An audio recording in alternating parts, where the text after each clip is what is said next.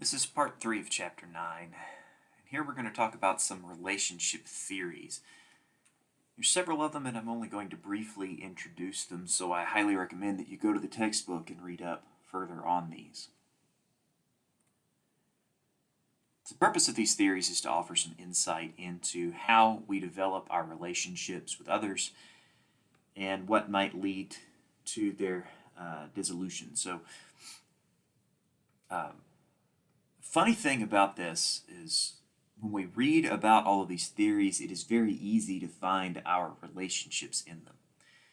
So if you go and you look at this section of the text and you read through and you're thinking back on your own relationships, you'll think of names and faces and times and places when all of these things might have happened to you. So it's really interesting stuff that we're only going to briefly discuss here. The first of the theories is called attraction theory. Now, attraction theory is based on the idea that we form relationships with those that we find attractive. Seems to make sense.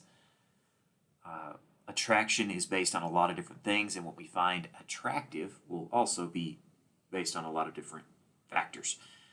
Some of those factors are going to be things like similarity. Studies show that we oftentimes will be attracted to people who are very similar to us, have similar interests, even a similar appearance. So a brunette is likely to be attracted to a brunette. Also, we're more likely to be attracted to people of the same skin tone, same social background, same cultural backgrounds. So that type of similarity. There are a few people who will have what are called complementary relationships, where opposites attract each other. Those are far more rare, contrary to popular belief. Opposites actually don't really attract each other whenever it comes to long-term relationships. It's only a rarity. And you have the next one, which is about proximity. This has to do with how often you see other people, how closely you interact with them on a daily, weekly, monthly basis, what have you. Sometimes when we are just in proximity to someone, suddenly we find ourselves attracted to them, and that's how a relationship might start. Of course, this could cause problems in some cases, especially if someone is already in one committed relationship and then they suddenly find themselves attracted to someone else simply because of proximity.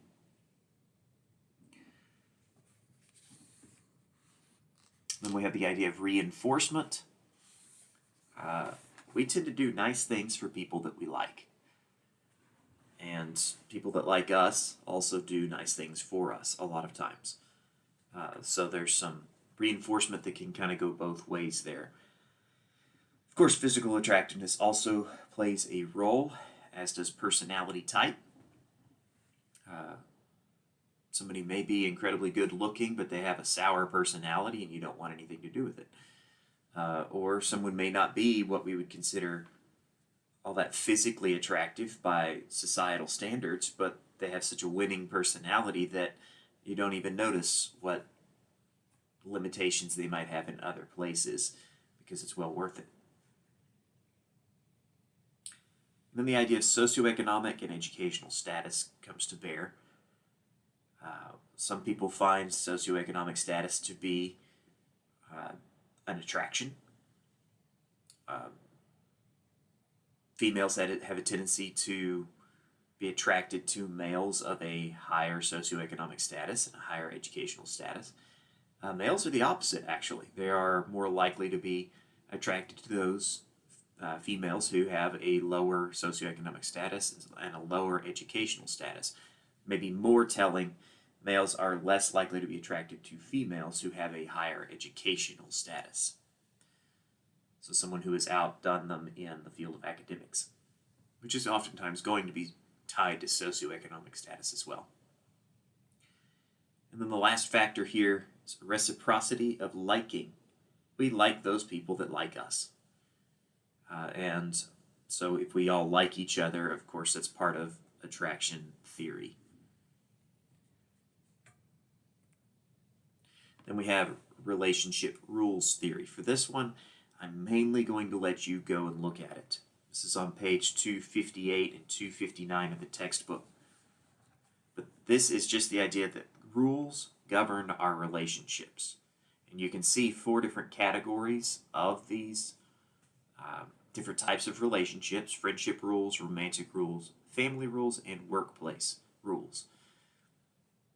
So managing relationships in each one of these contexts is what this theory looks at more closely. And basically all it comes down to is there's an established norm and we need to follow those rules or the relationship may diminish.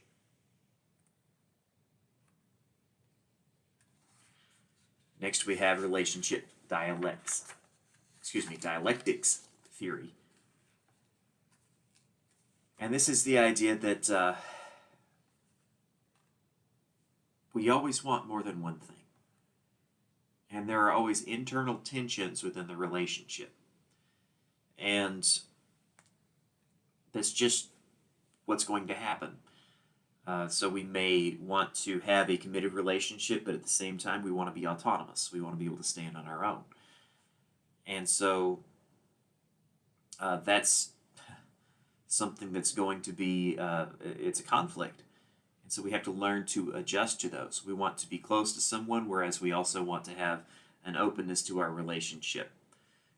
We want to have, to use the terms they're using here, closedness versus openness. So sharing things versus not sharing things. Openness versus closedness. Novelty versus predictability. Some people like to be spontaneous, but at the same time, if you're around someone who is only spontaneous, it can be trying. So you also want some predictability in your life, some pattern, some routine. But we want a little bit of both. So there's always this kind of a conflict, internal tension within the relationship. So the way they suggest that we deal with this is accept the fact that there's going to be some imbalance. If you can't handle those imbalances, exit the relationship, or rebalance your life to be set up in such a way that it accepts the norms of the relationship as they are. So change your own priorities. The next theory is called social exchange theory, and this is based on economics. It's the idea that profits are rewards minus costs. I've taken some accounting courses, and this is very similar to that. But it's the idea that you should get out of a relationship what you put into it, essentially. And actually, you should get more than you put into it. That's what social exchange theory is. So, a good relationship, you're going to show a return on your investment. That investment may be your time, your respect, your emotional efforts, any number of costs that might be associated with maintaining a relationship. And then we have this comparison oftentimes. If you're looking at things economically, you want to look at the highest return on investment. And so sometimes this is a consideration for people. They look at the relationship they're in and they're not getting very much out of it, but they think that if they were in a relationship with this person here, I could get more out of the relationship. This may not be the healthiest way to go about romantic relationships, but oftentimes we will pick and choose our friends based on the profits that we can get, the benefits we can get from being friends with them, whether that's opening doors for job opportunities or networking or any number of other things. Then we have what's called equity theory. Equity theory takes social exchange theory and adds an element to it. Instead of being about retaining profits, as with the last one, this is the idea that each partner within the relationship should put in equal effort. So it's a 50-50 type environment. And so one shouldn't owe the other one anything. It's basically this for that within the relationship. So if a partner is underbenefited, that means they're putting in more effort than is their partner. And if they're overbenefited, that means they're putting in less effort. And so equity theory is that the relationship has equal effort. And finally, we have what's called politeness theory. This is where a relationship is based on the idea of respect for positive and negative face. And we've talked about positive and negative face throughout the text here and there.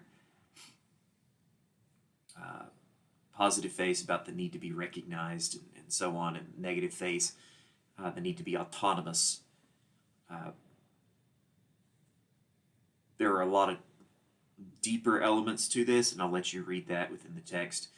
But an interesting thing about politeness theory is that the relationship starts with a lot of questions and a lot of requests, and instead of demands, instead of being really dominant in conversation, it's much more submissive to one another. That's being polite, is to be submissive, not overbearing.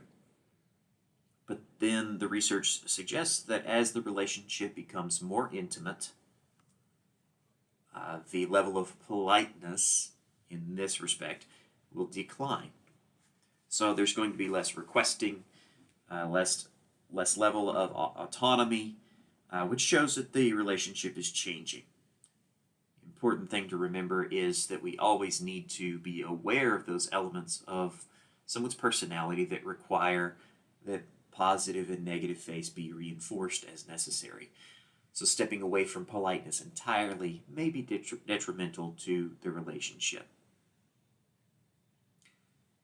These theories are very important to understand in helping ourselves become better communicators within our relationships. So again, I highly recommend that you go through and you read this section of the text in depth.